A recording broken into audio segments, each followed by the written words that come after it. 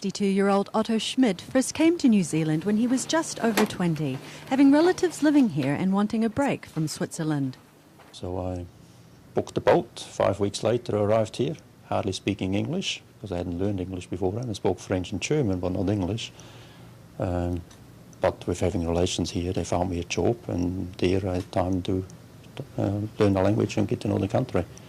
Schmid decided to move to Dunedin after meeting his wife, who is from Herbert, just south of Oamaru, and says Dunedin was a logical place to find work to be near his wife's family. I looked for work here, and architectural division of the council then were looking for an additional draftsperson because they were drawing all the plans for the library behind me. And I had drafting experience, well, I was qualified architectural draftsman, so I started work there within 3 days, I think. Schmid has worked at the Dunedin City Council ever since, and although his role has changed over the years to become the Asset Information Team Leader of Water and Waste Services, he says the Council has always been at the forefront of modern technology. The softwares we've been using, I mentioned ArcGIS, we were the first ones here to use it, but before that, as a draftsman, we were in the architectural division.